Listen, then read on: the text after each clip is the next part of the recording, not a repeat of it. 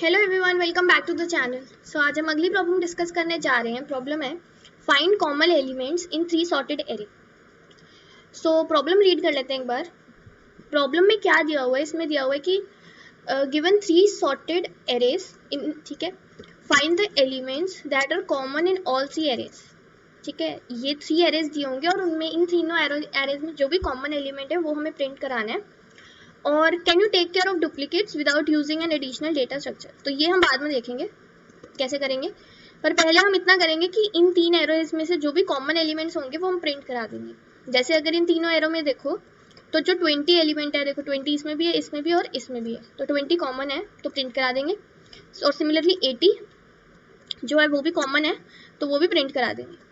ठीक है, तो बेसिकली ये करना है हमें। और दी हुई एक्सपेक्टेड टाइम कॉम्प्लेक्सिटी और स्पेस कॉम्प्लेक्सिटी दी हुई है n1 + n2 + n3। ठीक है, और देखते हैं कैसे अप्रोच करेंगे। यही टेस्ट केस ले लेते हैं। तो बेसिकली हमें क्या क्या दिया हुआ है क्वेश्चन में, पहले वो देख लेते हैं। पहले हमें दिया हुआ है कि ये सारे हैं जो सॉर्टेड है। ठीक है, ये सॉर्टेड है, अगर तुम ध्यान से देखो ये सारे सॉर्टेड इन इंक्रीजिंग ऑर्डर हैं। और सेकेंड पॉइंट ये है कि हमें कॉमन एलिमेंट्स निकालने हैं जो 3 एरे में कॉमन है।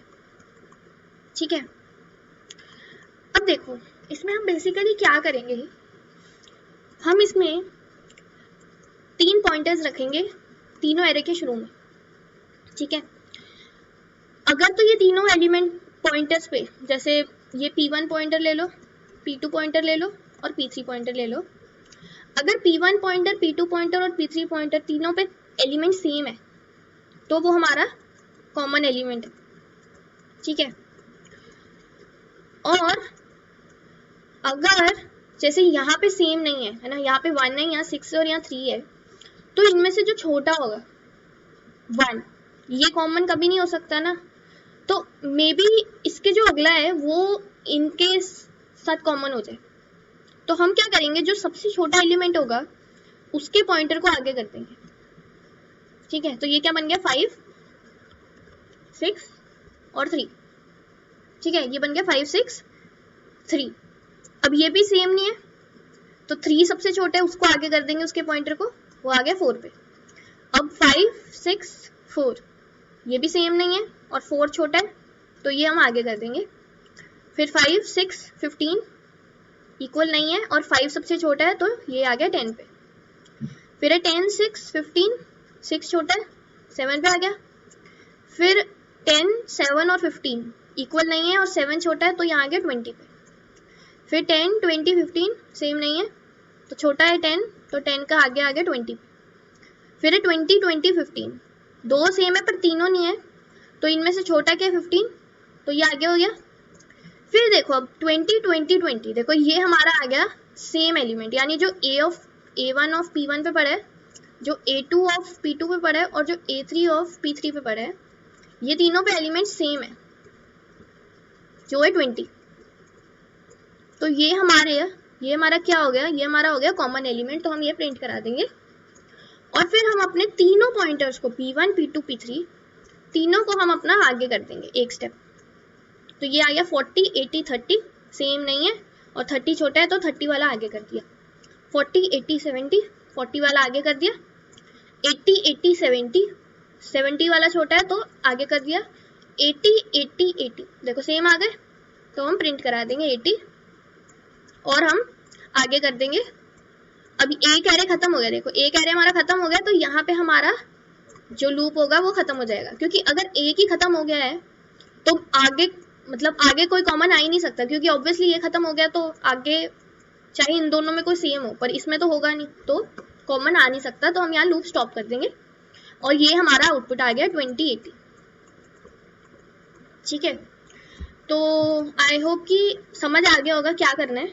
एक बार एल्गोरिदम डिस्कस करते हैं। तो एल्गोरिदम कुछ ऐसा है कि हमारे पास हम 3 पॉइंटर्स ले लेंगे P1 जो हम A1 के शुरू में रखेंगे। ठीक है, इसको हम 0 से करेंगे इनिशियलाइज, 0 इंडेक्स। P2 लेंगे 0 से और P3 लेंगे वो भी 0 से।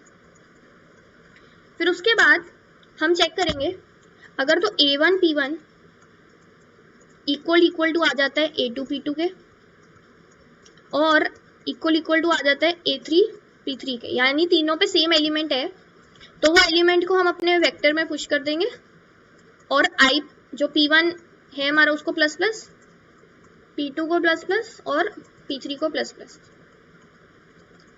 नहीं तो इनमें से जो भी एलिमेंट छोटा होगा उसका वाला पॉइंटर हम इंक्रीमेंट कर देंगे। ठीक है, तो ये एल्गोरिथम है। अब ये तो बात समझ आ गई। अब इन्होंने क्वेश्चन में ना क्या दिया हुआ है, क्वेश्चन में दिया हुआ है can you take care of duplicate without using additional data structure.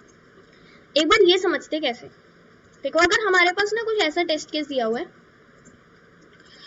अगर कुछ ऐसा टेस्ट केस है 3 3 3, ये A1 है, ठीक है, A2 जो है वो भी 3 3 3 है और जो A3 है वो भी 3 3 3 है।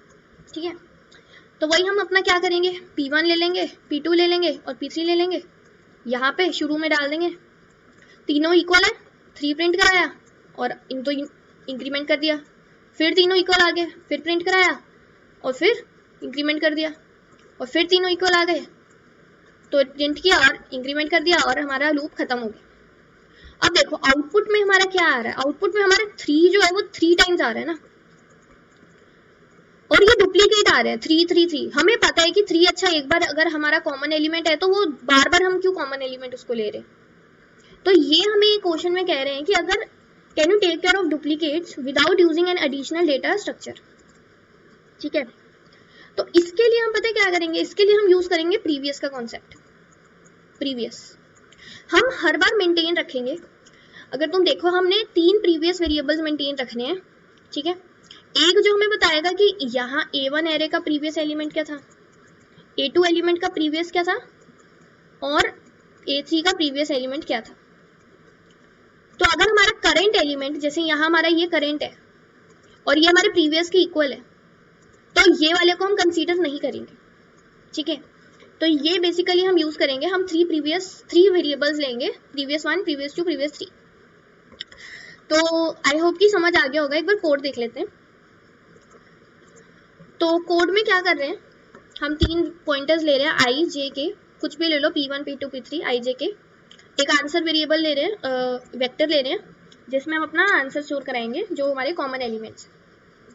3 प्रीवियस वेरिएबल्स लेंगे ताकि हम डुप्लीकेट्स को हैंडल कर सकें। और I less than N1, J less than N2, K less than N3 while loop चलेगा हमारा। ठीक है, और जब तक हमारा ARR ऑफ 1 जो करंट एलिमेंट है वो प्रीवियस की इक्वल है तब तक I प्लस प्लस करते रहो, क्योंकि हमने क्या डिसाइड किया था, देखो कि यहाँ पर जब हमारा, अगर देखें, जब हमारा यहाँ पे हमारा करंट है सपोज और ये हमारा प्रीवियस है, तो हमारा करंट प्रीवियस के इक्वल है ना, तो हम करंट को आगे आगे करते रहेंगे जब तक वो हमारे प्रीवियस के इक्वल है। ठीक है, तो ये हम अपना करे जा रहे हैं। सिमिलरली प्रीवियस सेकेंड एरे के लिए भी और थर्ड एरे के लिए भी। इनकेस हमारे तीनों एलिमेंट्स देखो इक्वल आ जाते हैं तो हम अपने आंसर में पुश बैक कर देंगे, प्रीवियस इज अपडेट कर देंगे और अपने तीनों पॉइंटर्स को आगे कर देंगे। ठीक है, जैसे हमने यहाँ डिस्कस किया था, हमने यही डिस्कस किया था ना कि जब हमारे एलिमेंट्स इक्वल हो जाएंगे हम अपने वेक्टर में डाल देंगे, कोई भी, ये तीनों इक्वल है तो कोई भी डाल दो और तीनों जो पॉइंटर्स हैं वो इंक्रीमेंट कर दो।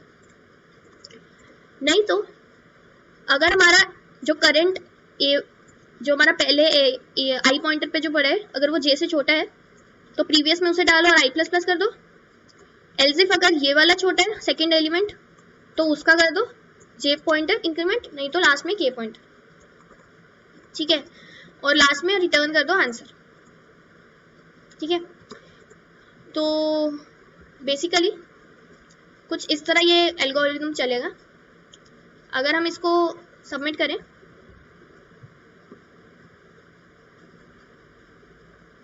सक्सेसफुली सबमिटेड है। ठीक है, तो इसकी टाइम कॉम्प्लेक्सिटी डिस्कस कर लेते हैं। हम एक ही लूप लगा रहे हैं और जो ये मैक्सिमम है ये कब तक चलेगा हमारा, ये हमारा चलेगा O of N1 plus N2 plus N3 तक। ठीक है, और जो स्पेस है वो मैक्सिमम क्या यूज कर सकते हैं हम, क्योंकि यहाँ पर हमारा हम वेक्टर आंसर बना रहे हैं तो जो हमारी स्पेस कॉम्प्लेक्सिटी होगी वो होगी N1 plus N2 plus N3। ठीक है, तो आई आपकी वीडियो हेल्पफुल लगी होगी। अगर वीडियो हेल्पफुल लगी है प्लीज़ लाइक करना, सब्सक्राइब करना चैनल को, जो C++ का कोड है डिस्क्रिप्शन में दिया हुआ है। और अगली वीडियो में मिलते हैं।